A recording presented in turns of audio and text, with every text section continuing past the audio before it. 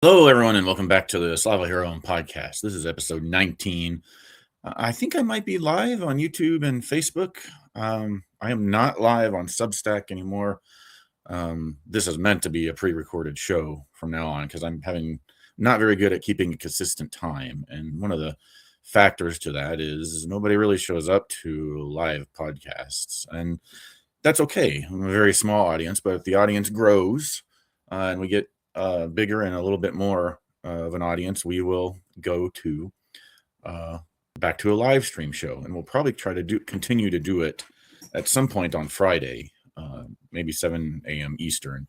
But let some of you know what this show is about. I concentrate on the individual heroic stories of the conflict in Ukraine because I think it's important with all the geopolitics that goes on that we focus on the individual people doing things to help save lives and win that war for Ukraine. Today we're going to go back in time a little bit though, and we'll talk about a hero of the Euromaidan, and then we'll talk a little bit about how the Euromaidan and the United States current situation share a lot of commonalities, and how our citizens share a lot of common threats, and how we're all part of the same fight. It can be a peaceful fight if enough people come together and make it so. And we hope it doesn't get to the point that since we do not have a direct threat neighbor, that the United States does not become the direct threat to other nations. We will touch on that, but not get into it fully. Then, as we always do, we'll remember some of those folks that we've lost. And instead of talking about, normally we talk about at least one humanitarian aid organization on this podcast per episode, try to spread awareness. But this time I'm going to kind of talk a little bit about some things to watch out for, because even in Ukraine, as much as I've tried to concentrate on definitely trustworthy charities and whatnot, there you can still encounter those that are not. So I'll talk about some red flags about what to watch out for, so that you do not go down the wrong path of choosing a charity that's not going to the aid of Ukrainians, or at least not in mass. So let's get to our feature topic. Oh man, all right, this is not, yeah, all right, hold on, we gotta wait a minute. All right, there we go. My apologies. I don't know why I'm apologizing. I'm just going to edit this part out. But I think I might still be live. But nobody knows that I was going to go live because I didn't advertise it. All right, let's add the one that has no watermark. Okay, and then I want to be like, still not what I wanted. Nope. Might as well just do this. Ladies and gentlemen, let me introduce you to Liudmyla Sheremet. Now, Liudmyla was an anesthesiologist and doctor in Ukraine who grew up under Nazi occupation, which, was 3.5, maybe 4 years. So this Ukraine conflict is really, since 2014, has lasted a lot longer than that. But definitely since 2022, we are now past the mark where Nazi occupation in Ukraine happened. And so a big portion of Ukraine is experiencing an occupation that has lasted longer than the Nazis and has treated their people, I don't know if as badly, definitely not machine gunned down in mass graves, but is still facing another type of genocide, with their civilians hunted by drones, with children in the occupied territories and some in the non-occupied territories being kidnapped, trained to be soldiers to then fight against Ukraine. This woman saw it all coming, and she was one of the big instigators of the Euromaidan. She led protests every day, and unfortunately at a protest where they were protesting the security service of Ukraine, which you can think of still as kind of our FBI. They were out in front of that building on 19 February 2020 or 2014. Some of this government agency opened fire onto the crowd, and she was struck in the head. She was in a hospital for 2 days and then passed away. So she was in a hospital She went into the hospital on the 19th. On the 20th was the largest of the shootings of what the Ukrainians call the Heavenly 100. And the Heavenly 100 are 100 people that lost their lives in clashes with police and authorities while they were protesting. Now, were they protesting violently? No. They were behaving as you've seen many a protest behave. And sometimes people call that good trouble, but you're noisy, you're disruptive. Sometimes you might disrupt traffic. The thing about civil rights movement is they're never nice, and to the point where you're just staying where you can't be noticed. So you're out in front of government buildings, but you're not attacking them. You're exercising your right for free speech. Even in those days, the permits and things that would have had to happen would have been constant. But, eventually the protests get under the skin of those in charge. And the president at the time, whose name is Viktor Yanukovych, really, he was Putin's puppet guy. And when Crimea gets annexed around this same time, the people had enough of this guy turning security forces on the people. There had been other investigations of instigations of corruption that the people learned about. And at first it was young people, and then they were shot at. And then the rest of the nation joined in, and then they were shot at. I'm giving a very brief overview of the Euromaidan. And then being shot at a final time was enough. And then the people did seize some of these government buildings. But the military was not on the side of Viktor, and he was forced to flee the country, and he's still living in exile in Russia. So peaceful transition happened, and democracy, true democracy, was restored with an entire branch aimed at policing corruption within the government. Yes, dear? Oh, you found it. It's not live. So. Oh, okay. Is that it? No, this is the old one. It was in my box. I put it in there because I really should cut it up. That's the old one. I know, but that one was the old one that I don't know how I lost and then found. So the one that we're looking for is the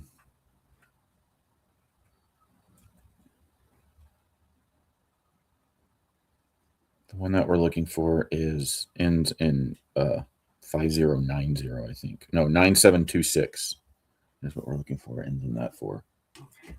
Sorry, honey. Okay, so she's a hero, and authoritarian governments do not like heroes and free speakers and people that organize civil disobedience and protests. And that's the thing I want a lot of Americans to keep in mind is peaceful change that succeeds never includes violence, but it does include things that are against the established law often. And law is often temporary. Law keeps the order, but if your law enforcement is the violent one that opens fire on people with lethal force, uses tactics to intimidate, that becomes not an issue of the current law of the state, but of morality and the rights of the people. So you should never want the end result to be what the Euromaidan had to do. Those people wanted the current regime to step away peacefully, and thank goodness eventually their numbers and their force that to happen. But we need to be able to differentiate that pretty soon, because we get caught up in this argument of, well, what about when this happened and what about when that happened? Aren't you concerned? Because you can see it coming with a lot of people thinking, well, January 6, 2021 was just like the Euromaidan. And there's all kinds of ways that this channel is not usually really about to try to point out the differences. But if we get stuck trying to point out why an apple is an apple and why an orange is an orange, we'll miss what's really going on in the present. And for 10 years, I've seen people arguing to try to describe why an apple is the same as an orange. And it really isn't. So I hope that makes sense. But we needed to go back to the Euromaidan because this lady right here has a lot in common. Renee Nicole Good has a lot in common with Liudmyla Sheremet. She was not a leader yet, or an organizer, but she was someone who understood it was important to participate. And a lot of Ukrainians of the Heavenly Hundred were just there to participate. They were students. Some of them shared dual citizenship with Algeria and other nations, and Hungary.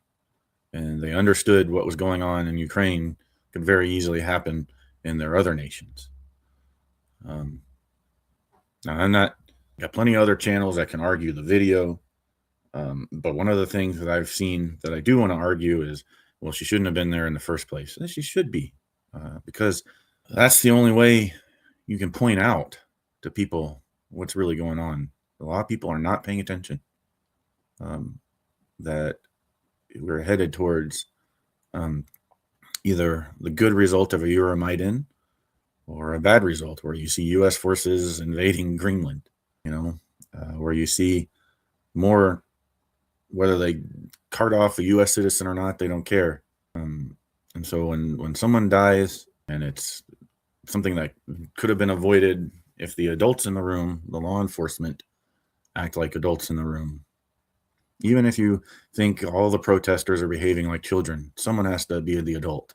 And you expect the law enforcement with the weapons to be the adult. But they're either ordered directly, as that Ukrainian president at the time, Viktor, is alleged to have given the order to open fire with lethal ammunition on the crowd, especially on February 20th, the next day after we lost the good doctor. And this was one person in one event, but what we know from watching things like the Euromaidan is that it'll get worse before it gets better.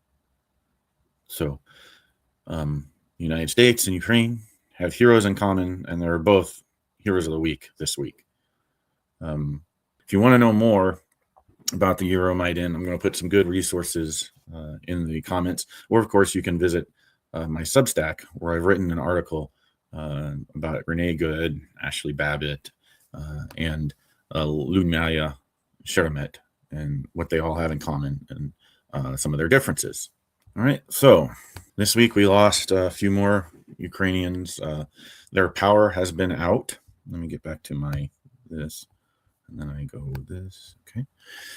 In Ukraine, the power in Kyiv has been out. They've really gone after the electric service grid, the Russians have, since the really cold part of the winter is just starting. And what you see are pictures in the street of Ukrainians showing that they're not deterred by the loss of their electricity, coming together, singing songs.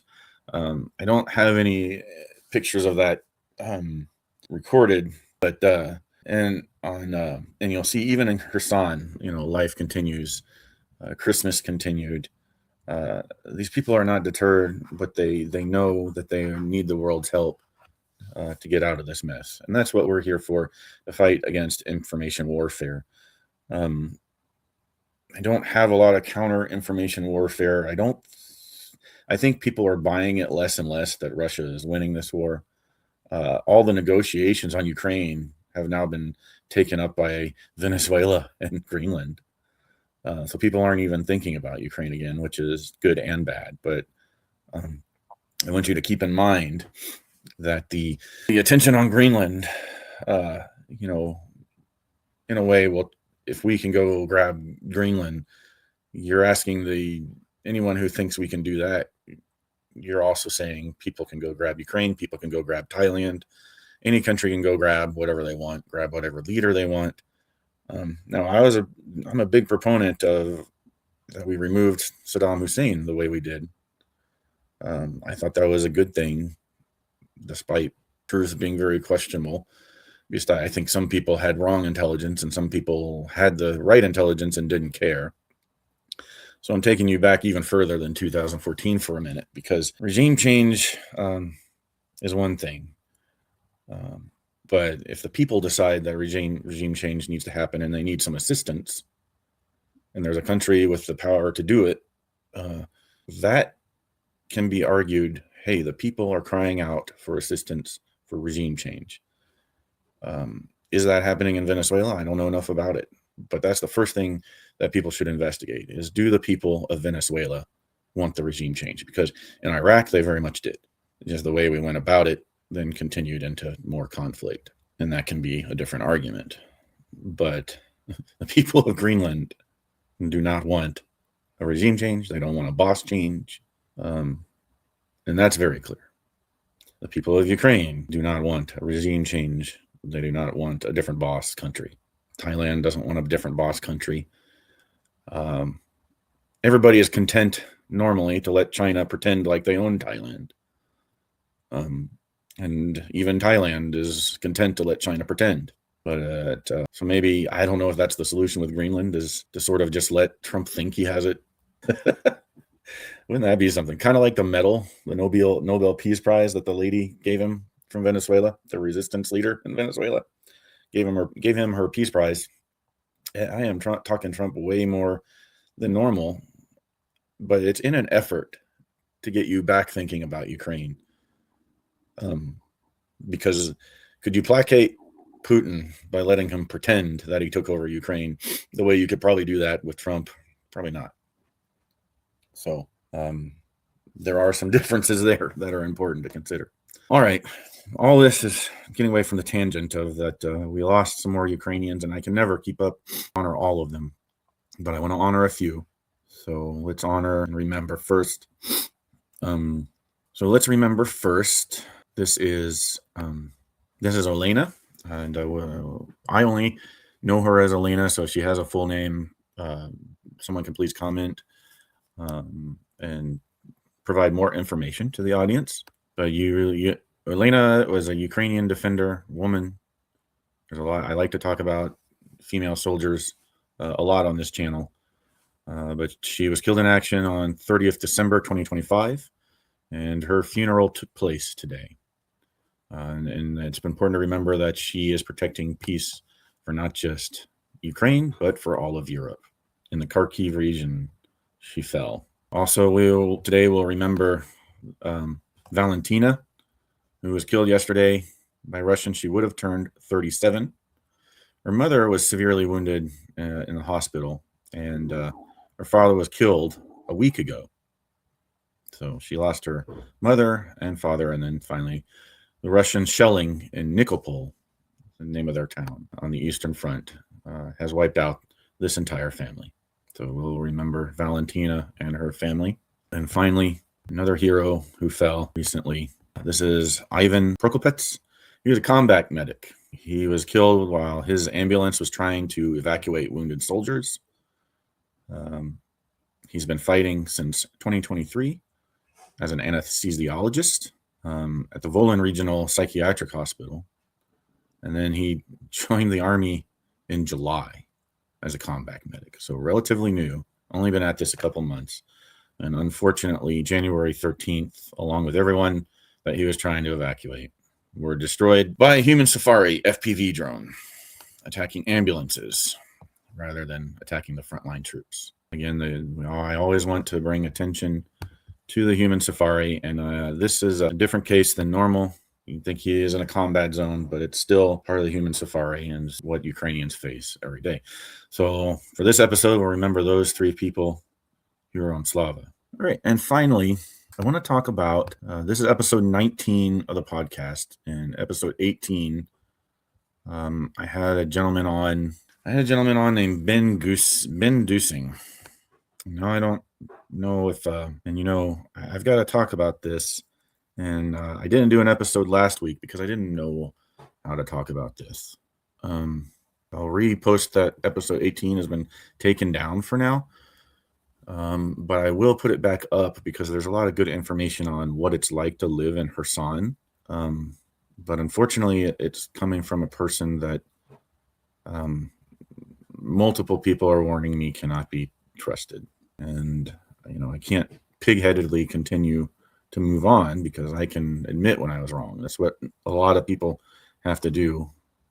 I'm a person that wants to believe in redemption stories for everyone. So there was some bad legal drama that came out of for a lawyer who acted very unprofessionally during the trial for custody over his children. And we talked about his free store at the front in Kherson, and I thought it was very unique because a lot of organizations that I talk to, the legitimate ones, they can't get into Kherson at a lot of different times. They're just starting now the legitimate organization, the Ukraine Assistance Organization, was just recently able to get back into Kherson. But for a long time, I thought, well, somebody has to be trying to get aid to these frontline locations. And I was given a tip to talk to this gentleman. But some red flags that you can find when a website leads directly to donations lead to the Venmo, when it takes a long time to get your 501(c) in order, when your tax returns don't come out for a long time, and then when the tax returns do come out, they're fishy, and people are investigating you. It means they don't trust you. And even with all of that, I still thought, okay, maybe this guy's turning over a new leaf. But there are organizations you can ask about, and there are people in the know, like me, that if you come across an organization that you think you might want to give to and you're not sure, there are ways to figure out if it's legitimate or not. So what was his organization called? It's really just two people running it. I've written an article on this as well. So World Aid Runners, I'm sad to say, is one that you should avoid unless they are absorbed into a larger charity that can then be verified. But there are plenty of organizations out there that can get the Ukraine, the frontline areas, the aid they need. They just are going to be cautious about it, and they can be backed up by some of the larger cities. So one of the ones that I've talked about is Sunflower. We'll go back and I'll recommend again an organization, Sunflower for Ukraine. Is that what it's called? One of my previous episodes, not that. Sunflower Seeds Ukraine. So avoid World Aid Runners. And let me share a screen.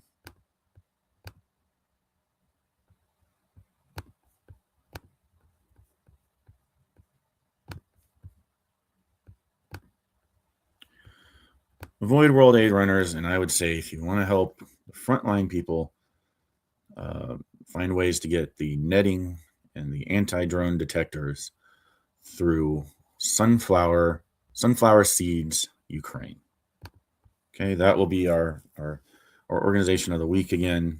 But again, avoid World Aid Runners. Look for red flags in be able to find tax returns and the 503(c). An organization can be legitimate and be small, but the way they collect donations needs to be very clear and not all kind of, you can donate big sum, like he was asking for big sums of money from different organizations, but and to pledge to help. I think he was looking for people to join him. Originally he had other people to join him, but if they don't want to talk about, I think one of the best indicators that you should look for is if a charity helping Ukraine is in a network connected by other charities like Blue Check. So Blue Check is a good place to start because their list of charities are legitimate, and sunflowerseeds.org is on that list. Okay. So Ukrainians do still need your help, but get out there and be active, make good trouble, protest for Ukraine, spread the awareness of Kherson and how it's constantly under attack by drones. You can really help out by going to this website at the QR code at the top left, stophumansafari.com. Pitch that every episode. But thank you for hanging out and with me for a little bit. And as always, we'll have guests on every now and then, and some different Ben Dusing, but Ben Cook. And will become maybe a regular on here. He runs Researching Ukraine. And Charlie Morris, hopefully, will be another regular. We'll talk a lot of humanitarian aid for Ukraine and the tactical situation. The tactical situation right now is Ukraine is winning the war. And we will get into that a little bit more next time. They can't win the war outright, but strategically, they have Putin on his heels. So we'll return to talking about that next episode. Until we see you next week, Slava Ukraini and Hero Slav.